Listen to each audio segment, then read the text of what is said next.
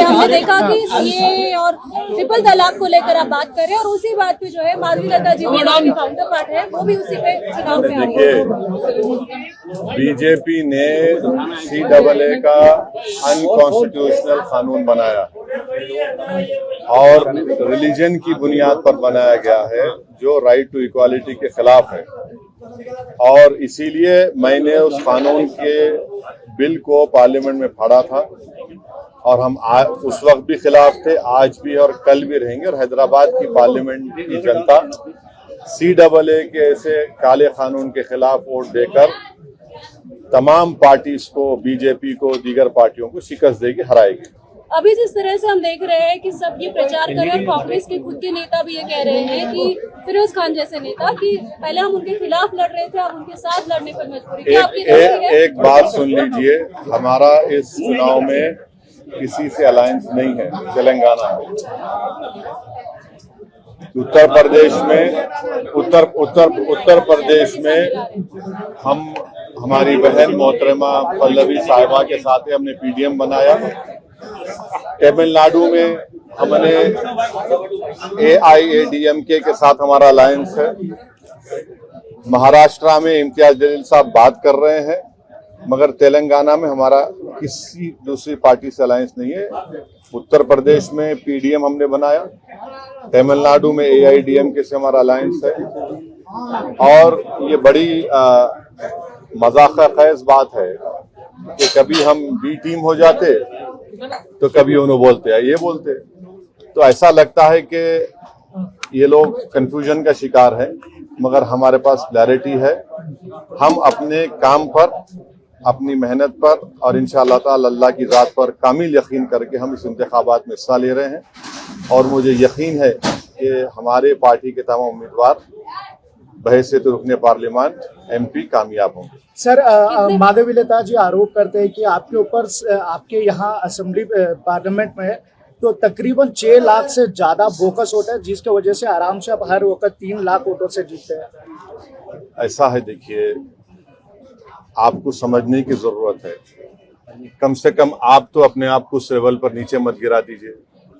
आप माशाल्लाह से एक जिम्मेदार सहाफी है, जर्नलिस्ट है, आप पढ़े लिखे हैं, आप थम्स अप नहीं है।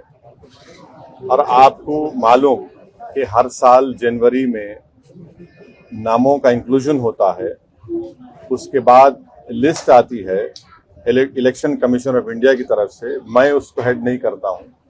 फिर हर एक को टाइम दिया जाता है कि वो ऑब्जेक्शन दाखिल करे।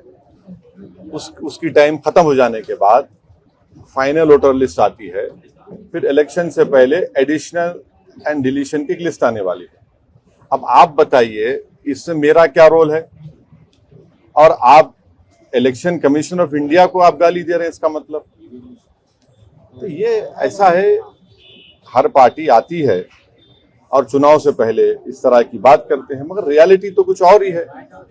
और इस तरह की बात करने से आप हैदराबाद की इलेक्टोरेट को, जिसमें बैकवर्ड क्लास के हमारे भाई हैं, दलित भाई हैं, अल्पसंख्यक समाज, मुसलमान है, क्रिश्चियन है, उनकी आप तौहीन कर रहे हैं कि वो निकल कर वोट डाल रहे हैं और उनकी वोट की वजह से सब पार्टी को वोट मिल रहे और MIM को कामयाबी मिल रही। अच्छा, अब और कुछ आपको पूछना है? सर, तेलंगाना के चीफ मिनिस्टर एक नया मुद्दा उठाया सर, जो 60 साल पहले तो गवर्नमेंट जॉब था, जो 61 ईयर्स तक था, जो वैसे हुकूमत थी। आप बता रहे कि 33 सर्विस होने के बाद उसे रिटायर कर दिया। नहीं, मैं उस बारे में पढ़ा नहीं। अभी पढ़ने के बाद ही मैं कोई तफसील बयान दे सकता हूँ, अभी पढ़ा नहीं उस बारे में। सर, ये एक मिनट, बीजेपी जो कैंडिडेट है वो आपके लिबास पर लेकर कमेंट्स कर रहे हैं। तो दाढ़ी रखते हैं, मुछ निकालते हैं, कुर्ता ऊंचा पैजामा पहनते हैं, इससे कोई मुसलमान नहीं बनते हैं। मुसलमान की आइडेंटिटी। तो ऐसा ही है ना, वो नरेंद्र मोदी ने भी कहा था कि लिबास देखकर पहचाने, उनका भाषण है। तो लिबास से नफरत है, मेरी दाढ़ी से नफरत है, टोपी से नफरत है, हिजाब से नफरत है, मेरे खाने से नफरत है, तो आपको मेरी वजूद से नफरत है। मगर हैदराबाद की अवाम नफरत को कामयाब नहीं करेगी, मोहब्बत को कामयाब करेगी। और जो लोग हमारी दाढ़ी के, हमारी टोपी के, हमारे हिजाब के, हमारी शनाख्त के, हमारे वजूद के खिलाफ है, जमहूरी तरीके से उनको एक बदतरीन शिकस्त देगी इंशाअल्लाह ताला। सर हैदराबाद कॉन्स्टिट्यूंसी के बाहुबली माने जाते हैं, तो आपके कौन, हिसाब से आप क्या मतलब आपका उसका? मतलब यहाँ पे नहीं आप नहीं बहुत नहीं strong नहीं hold है नहीं नहीं, आपका। उसका मतलब क्या है वो बोलो आप लगातार यहाँ से जीतते हाँ आ तो रहे हैं। आप ये बोलिए, लोकप्रिय बोलिए। लोकप्रिय है यहाँ हाँ, पे। आप आपके बोलिए, हिसाब से- लोगों को हम आवाम हमारे को पसंद करती है, हमारे ये लफ्ज इस्तेमाल मत करिए हमारे बारे में। हाँ, थैंक यू। सर आप ऑपोजिशन किसको मानते हैं सर आपके खिलाफ जो यहाँ पे? देखिए, Strong इलेक्शन जब आप लड़ते हैं तो आपके खिलाफ जो भी कैंडिडेट रहता है आप उनके खिलाफ इलेक्शन लड़ते हैं और आपको जीतना है, तो जितने भी मद्दे मुकाबिल आएंगे हम उनके खिलाफ इलेक्शन लड़ेंगे।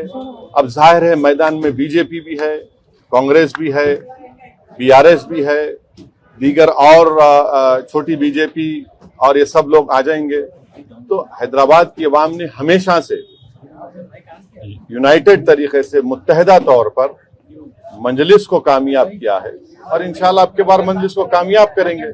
और जैसा कि अभी आपने सवाल किया था कि हम आवाम से अपील कर रहे हैं हैदराबाद की कि CAA कानून के खिलाफ आप वोट दीजिए, महंगाई के खिलाफ आप वोट दीजिए, नौजवान जो बेरोजगारी उसका मुकद्दर बन गया, उनके रोजगार नहीं मिला, उसके खिलाफ वोट दीजिए, चीन हमारी जमीन पर कब्जा करके बैठा हुआ है उसके खिलाफ आप वोट दीजिए। तो ये मुद्दे रहेंगे। सर, इजराइल को लेके मोदी सरकार ने एक एडवाइजरी जारी की है वहां पर जाने वालों को लेके, इसके खिलाफ क्या कहना चाहिए? इजराइल के ताल्लुक से मैं आपको बताना चाहूंगा कि एक मिनट जरा, गवर्नमेंट ऑफ इंडिया ने खुद गवर्नमेंट ऑफ इजराइल से और गवर्नमेंट ऑफ इंडिया जो है मिलकर उन्होंने एक एग्रीमेंट साइन किया, नरेंद्र मोदी ने और इजराइल के प्राइम मिनिस्टर के साथ, और उन्होंने गवर्नमेंट टू गवर्नमेंट ये वहां पर यहां से इंडिया से वो लोग एम्प्लॉयज को लेके जा रहे हैं। मैं ये आपसे पूछना चाह रहा हूं कि जब गवर्नमेंट नरेंद्र मोदी की है, वो इजरायली गवर्नमेंट से उनसे कॉन्ट्रैक्ट करके उनसे मंजूरी लेकर आप भारत से 6,000 इंडियन वर्कर्स ऑलरेडी इजराइल जा चुके हैं और आप एडवाइजरी देते हैं कि भाई अपना ख्याल रखिए। आप 6,000 भारत के नागरिकों को मौत के मुंह में भेजकर आप एडवाइजरी दे रहे हैं। ये किस तरह की इंसानियत है नरेंद्र मोदी सरकार की? आप फौरन नरेंद्र मोदी उन 6,000 भारत के सिटीजन्स को वापस बुलाइए। इजराइल की हुकूमत फलस्तीनियों के खिलाफ एक जेनोसाइड कर रही है, 30,000 लोग मारे गए। दुनिया में किसी भी वॉर में इतने बच्चे नहीं मारे गए जो मासूम 12, 14, 15,000 बच्चे मर गए वहां पर। और इजराइल जुल्म कर रहा है, इंटरनेशनल कोर्ट ऑफ जस्टिस में उसको वो जेनोसाइड कर रहा है। यूएन की रिपोर्ट है। तो हम भारत के प्रधानमंत्री से ये डिमांड करते हैं कि आप की गवर्नमेंट, इजराइल की गवर्नमेंट से मिलकर 6,000 भारतीय नागरिकों को आपने भिजाया, क्यों भिजाया? फौरन उनको बुलाइए वापस आप, और किसी को मत भिजाइए वहां, उनको आप मौत के कुएं में भेज रहे हैं, उनको आप, उनकी जान को खतरा है। तो ये कैसे सरकार खुद फैसिलिटेट करके भिजा रही है और एडवाइजरी दे रही है? सर, मणिपुर, लद्दाख और सेना बॉर्डर को लेकर आपने एक सवाल किया है, ट्वीट किया है, और आपने बोला है कि बॉर्डर टेरिटरी पर कितना तक पेट्रोलिंग हो पा रहा है, तो इसको लेकर क्या कहना है? देखिए, आप लोग जानते हैं, आप लोग बड़े बाशऊर लोग हैं। खुद लेह का एसपी जो है, लेह के जो सुप्रीडेंट ऑफ पुलिस है, डीजीपी कॉन्फ्रेंस, उन्होंने कहा कि 26 पेट्रोलिंग पॉइंट्स पर हम पेट्रोल नहीं कर पा रहे हैं। कितना झूठ बोलेंगे ये लोग? कहां गई इनकी इज्जत नफ्स, कहां गई उनका भारत से मोहब्बत? झूठ पे झूठ बोल रहे हैं। लेह का एसपी झूठ बोल रहा है तो उसको सस्पेंड करिए। फिर आप डीजीपी कॉन्फ्रेंस में कह रही है कि 26 पेट्रोलिंग पॉइंट पे हम नहीं जा सक रहे। 2000 स्क्वायर किलोमीटर डेप्सांग डेमचाक पे चीन कब्जा करके बैठा हुआ है और आप चीन के खिलाफ नरम रवैया अख्तियार कर रहे हैं।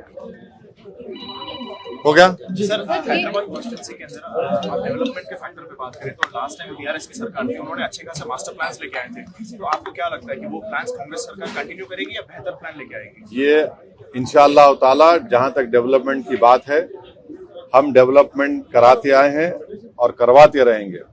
अभी आप देख रहे हैं कि जब हैदराबाद में आज से 4 साल पहले डेल्यूज आया था, तो जिस इलाके में आज हम पदयात्रा किए वो तकरीबन इलाका पानी में था, मगर पूरे सिटी में आप जीएचएमसी के लोगों से पूछिए, सबसे पहले नाला वाइडनिंग का कहीं काम हुआ यहां पर हुआ। चंद्रायन गुट्टे में तो उससे पहले अकबरुद्दीन ओवैसी कराए थे। हम लोग यहाँ की जनता का शुक्रगुजारों को आगे बढ़कर अपने घर को दिए और बड़ा नाला हम यहाँ पर तामीर किए। अभी भी आगे 2-3 बिट्स बाकी हैं, तो डेवलपमेंट के ऊपर कोई कॉम्प्रोमाइज एमआईएम ने कभी किया ना करेंगे। और फिर नए चीफ मिनिस्टर को हमने उनसे रिक्वेस्ट किया था, रेवंत रेड्डी से, कि आप जो है ओल्ड सिटी में जो एक लाइन मेट्रो का रुका हुआ है, पूरा काम तो मेट्रो का ओल्ड सिटी में आ गया, सिर्फ एक लाइन जुबली बस स्टैंड से फलकनुमा का, तो वो खुद आए, चीफ मिनिस्टर आकर उसका फाउंडेशन स्टोन डाले। और फिर वो लोग एक एयरपोर्ट लाइन बना रहे हैं जो नागौल से एलबी नगर से, तो हमने उनसे रिक्वेस्ट की कि आप चंद्रायन गुट्टा पर उसका स्टेशन बनाइए, वो 3rd स्टेशन होगा, फिर यहाँ से मैलारदोपल्ली से जहाँ पर फिर एयरपोर्ट जाएगी। तो रोड वाइडनिंग के लिए भी मैं चीफ मिनिस्टर से मिलकर 200 करोड़ रुपए रोड वाइडनिंग के मंजूर कराया हूँ, सिर्फ 4 इलाकों के लिए। 200 करोड़ में काम शुरू हुआ है, उसको एक्चुअली चाहिए कम से कम 800 करोड़। तो 200 करोड़ में तो अब चेक्स जारी हो गए।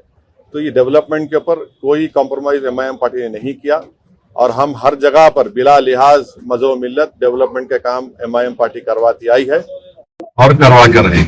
Thank you, sir. Thank you.